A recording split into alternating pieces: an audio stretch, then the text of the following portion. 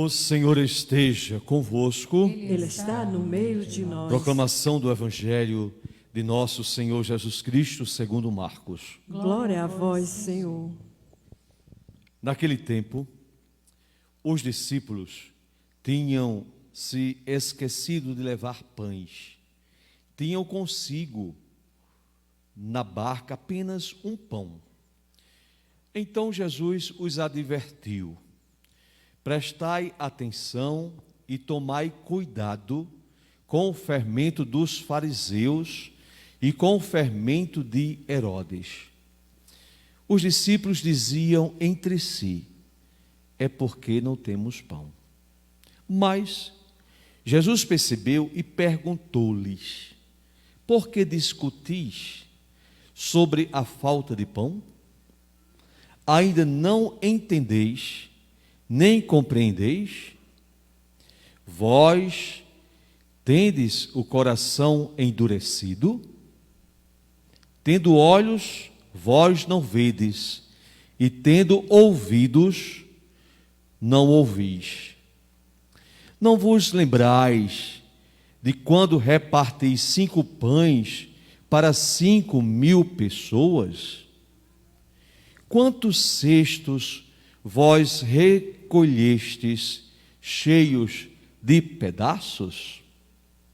Eles responderam: 12. Jesus perguntou: e quando repartis 7 pães com 4.000 pessoas, quantos cestos vós recolhestes cheios de pedaços? Eles responderam: 7. Jesus disse: e vós ainda não compreendeis? Palavra da salvação. Glória a vós, Senhor.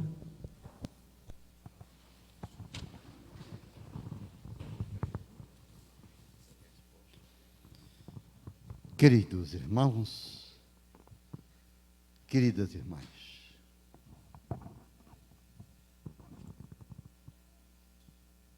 no anoitecer desse dia de terça-feira de carnaval,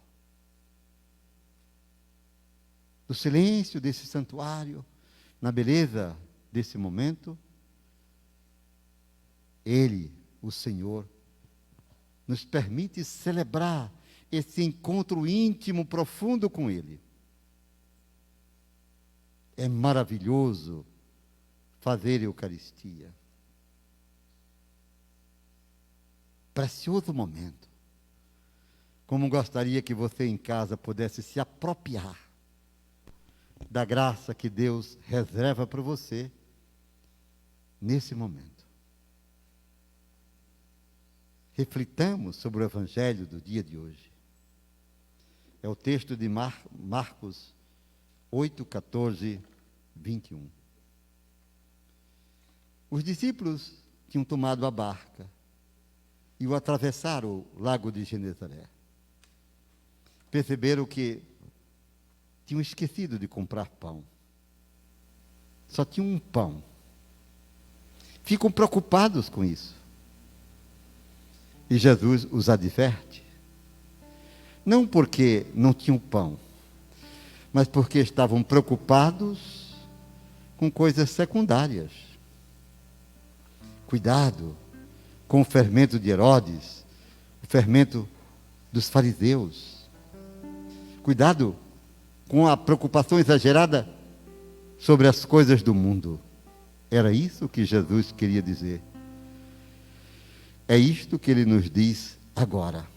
Cuidado com o comportamento. Não sejam imitadores de Herodes, dos fariseus. Esse fermento não tem utilidade nenhuma. De fato, quando nos preocupamos com as coisas do mundo, nos perdemos nela. Já observaram isso? Quem dá muita atenção às coisas secundárias pode se perder na busca do essencial. E bem que dissera Exupéry, no seu livro O Pequeno Príncipe, o essencial será sempre invisível aos olhos. Uma verdade. E Jesus diz: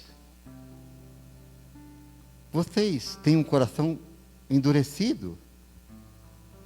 Quando a gente se apega às coisas do mundo, o coração da gente fica como pedra, insensível, não amoroso, rebelde, incapaz de perdoar. Jesus diz: não sejam assim. E recorda-lhe acontecimentos que eles tinham presenciado e que deveriam ser para eles referências da busca do essencial. Vocês se lembram, diz Jesus, quando eu reparti 5 pães para uma multidão de 5.000 homens? Quantos cestos vocês recolheram cheios de pedaços que sobraram? Uma pergunta. Vocês não se lembram que não tínhamos quase nada? Acreditem em Deus e tudo será possível. Acreditem em Deus e o pouco se tornará muito. Que lição, não é? Para nós que vivemos num mundo materialista, ateu. Que lição a despertar em nós o desejo de sermos homens livres das coisas terrenas, capazes de administrá-las, mas sem nos escravizarmos a elas. Esse é o grande pecado do mundo e do mundo de hoje, sobretudo. Queridos irmãos, e Jesus continua perguntando: será que vocês não compreendem? Vocês parecem terem olhos e não veem. Vocês parecem terem ouvidos e não ouvem. Palavras questionantes para nós, ou não é verdade? Quantas vezes temos olhos, mas somos cegos de olhos abertos. Só queremos ver o imediato, o agora, o resultado. Nossos olhos não alcançam nada mais do que é temporário. Mas o cristão tem um olhar para além do horizonte. Busca o invisível, deseja o céu, a eternidade. Sonha e tem saudades do céu, para o qual fomos formados, para onde devemos ir. Fazem uso das coisas terrenas, mas como se elas não fossem a essencialidade da vida. Não é pecado ter, viu? Pecado é se escravizar no ter. Esse é o pecado grave da sociedade pós-moderna. Como foi o pecado em todos os tempos. Mas hoje, mais do que nunca, a avidez do poder, do prestígio, do dinheiro, do ter, sufoca o ser. E as pessoas se tornam objetos. Não têm sonhos, não têm projetos de vida, não carregam esperanças. Parecem objetos. Que tristeza, não é? Vocês não veem, vocês têm olhos e não veem. Jesus adverte: abra os seus olhos. Compreenda o sentido de minha presença entre vocês. Por mim, vocês se tornarão eternos. Uma crítica, né? Aos discípulos e a nós, que também hoje, se nos apresentamos assim, não raro, lamentavelmente, escravos de tantas coisas que passam. Escravos do materialismo ateu. Propagadores do relativismo, aceitando as teorias anticristãs das ideologias enganadoras do mundo. Quando isso chega à pessoa, e às vezes até se faz presente dentro da igreja, a luz do Espírito não vai brilhar sobre quem vive assim. Pode crer no que eu estou dizendo. O que faz toda a diferença é sermos homens e mulheres livres, apaixonados pelo eterno, no tempo. Como a igreja precisa ser essa expressão. E não parece, às vezes, uma organização político-partidária. Não pode ser. Nunca será. E ele não permitirá que o seja, porque ele está à frente dela.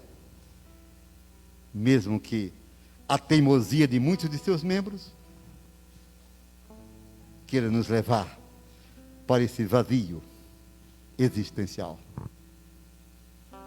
Queridos irmãos, queridas irmãs,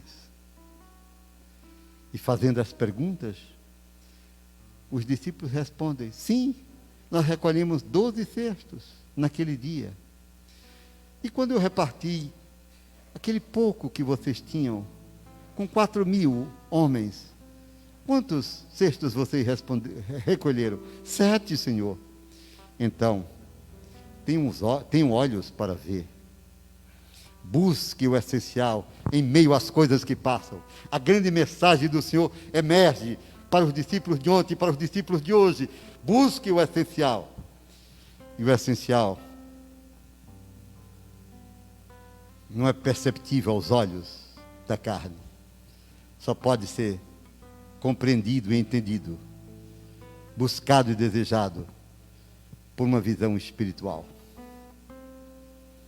Desenvolver essas potencialidades da graça, encher-se do Espírito, rodeados de pessoas materialistas, não nos conformarmos com esse mundo, como diz o apóstolo Paulo, mas estando no mundo, sermos sinais de contradição, como disse o Senhor, sinais da presença transformadora dEle, e só por Ele vivermos e realizarmos no tempo tudo quanto Ele nos permite fazer.